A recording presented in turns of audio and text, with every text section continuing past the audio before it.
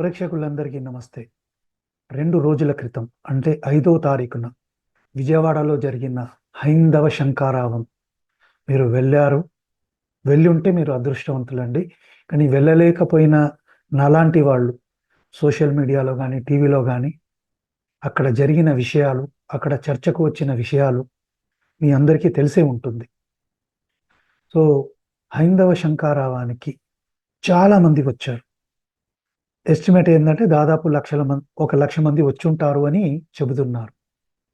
సరే, ఏది ఏమైనా అక్కడ ఏదైతే విషయాలు చర్చకొచ్చాయో చాలా చాలా మంచి విషయాలు. హైందవ ధర్మాన్ని అంటే సనాతనమైన హిందూ ధర్మాన్ని కాపాడుకోవడం ఎంత ముఖ్యమో అనేక విషయాలు అక్కడ వచ్చిన పెద్దలు, స్వామీజీలు చెప్పారు. అందులో నాకు చాలా బాగా నచ్చిన ఒక విషయం ఉంది. అది అనంత శ్రీరామ్ అనే ఒక గేయకారుడు పాటలు రాసే అతడు చెప్పాడు. ఆయన గురించి చెప్పడానికి నేను సరిపోను. దాదాపు ఒక 1000 పాటలు రాసిన గొప్ప వ్యక్తి. అలాగే సనాతన ధర్మం అంటే చాలా ప్రేమ ఉన్న వ్యక్తి, దానికోసం పాటుపడే వ్యక్తి కూడా.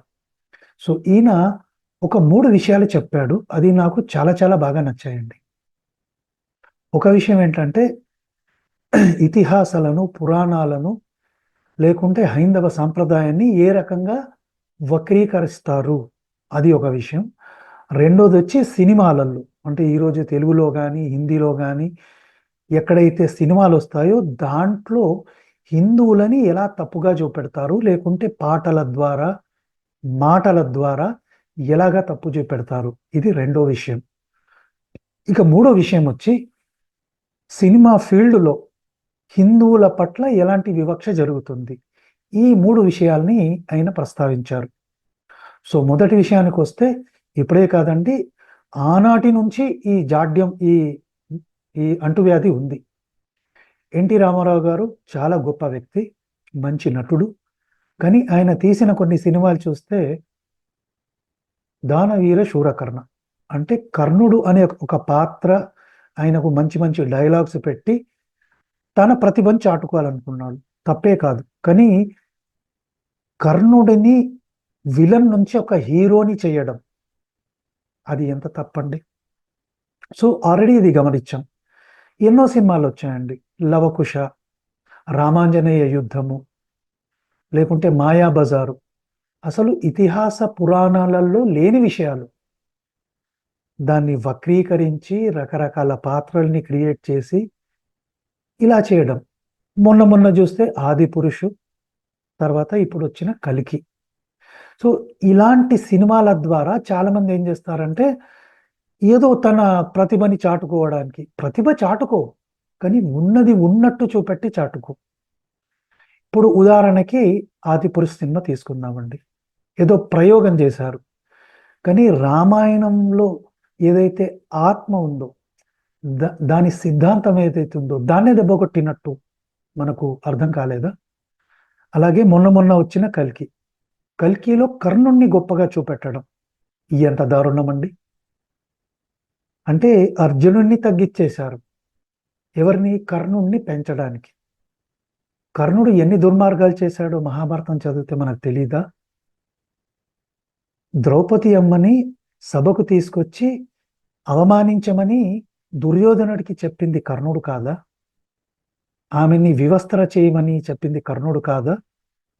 దుర్యోధనుణ్ణి రెచ్చగొట్టి ద్రౌపది అమ్మని తన తొడ మీద కూర్చోబెట్టుకోమని చెప్పింది కర్ణుడు కాదా? అలాంటి కర్ణుణ్ణి గొప్పగా చూపెట్టడం అంటే ఎన్ని రోజులు సహించాలండి హిందువులు?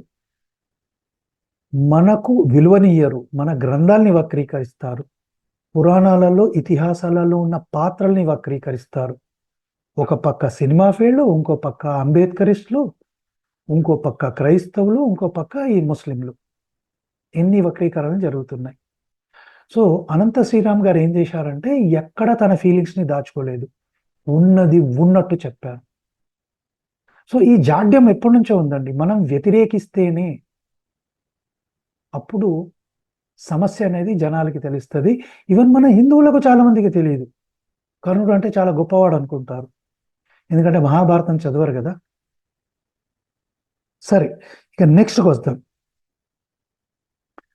సినిమాలో చూపెట్టే పాత్రలు చాలాసార్లు మనం చూస్తే విలన్లు ఉంటారు, గూండాలు ఉంటారు, పెద్ద పెద్ద బొట్లు పెట్టి, అంటే వీడు హిందువు, వీడు బొట్టు పెట్టుకున్నాడు, అందుకే వీడు దుర్మార్గుడు అనే ఒక మెసేజ్ ఇస్తుంటారు. పాటల్ని వక్రీకరిస్తారు, తక్కువ చేసి మాట్లాడతారు, రకరకాలుగా, ఎన్నో రకాలుగా. సో మనము ఎప్పుడైతే ప్రతిఘటిస్తామో అప్పుడే మన వాళ్ళకి కూడా ఇది తెలిసి వస్తుంది. అందుకే మీరు చూడండి, ఆదిపురుష్ 2-3 రోజులలో కుప్పగూలిపోయింది. అంటే తన మనసుకు తోచినట్టు, ఇష్టం వచ్చినట్టు ఎక్స్పెరిమెంట్లు చేస్తారు. నువ్వు ప్రజెంట్ చేయాలనుకుంటున్నావు ఒక సినిమాని, ఒక పాత్రని మంచిగా చూపెట్టు. నీకు తెలియదు, కన్సల్ట్ చేయి పండితుల్ని, స్వామీజీలని, సనాతన ధర్మం గురించి తెలిసిన వాళ్ళని కన్సల్ట్ చేయి. వాళ్ళు చెప్తారు కర్ణుడేమిటి, అర్జునుడేమిటి, కృష్ణ పరమాత్మ ఏమిటి, ఇవన్నీ చెప్తారు వాళ్ళు. అంటే భక్తి పాటల మీద ఐటమ్ సాంగ్స్, ఇలాంటివన్నీ అనంత శ్రీరామ్ గారు చెప్పారు. సో ఇవన్నీ కూడా మనం ప్రజలలోకి తీసుకెళ్లాలండి. ఇంకా ఆ మధ్యలో ఒక సినిమా కూడా వచ్చింది, కాళీమాత అమ్మవారిని సిగరెట్ తాగుతూ చూపెట్టడం. పీకే సినిమాలో ఒక దుష్టుడు శివుణ్ణి, హిందూ ధర్మాన్ని, స్వామీజీలని ఎంత తప్పుగా చూపెట్టాడో మనకు గుర్తులేదా? దానికి కొన్ని ప్రభుత్వాలు ముందుకొచ్చి రాయితీలు ఇవ్వడం, ట్యాక్స్ తగ్గించడం. అంటే హిందూ ధర్మాన్ని ఎవరెవరైతే ఇన్సల్ట్ చేస్తారో వాళ్ళ వెనకాల ఒక ఎకో సిస్టమ్ ఉంటుంది. తమిళనాడు నుంచి ఒక పొలిటీషియన్ వచ్చి సనాతన ధర్మాన్ని వైరస్తో, డెంగీ ఫీవర్తో పోలుస్తాడు. ఎన్ని రోజులని భరిస్తామండి? ఇలాంటి దుష్టుల్ని ఎన్ని రోజులు భరిస్తాం? వాళ్ళకు బుద్ధి చెప్పాలి. ఇంతే కాదు, ఇప్పుడు నేను హిందువునని చెప్పుకుంటే కూడా చాలా వ్యతిరేకం వస్తుంది సినిమా ఫీల్డ్లో. అదే లెఫ్టిస్టు ఈ ముస్లిమ్స్లని, క్రిస్టియన్లని వాళ్ళని గ్లోరిఫై చేస్తూ సినిమాలు తీస్తారు. హిందువులనేమో తక్కువ చేస్తారు. మన వాయిస్ని రేస్ చేస్తేనే మార్పు అనేది వస్తుంది.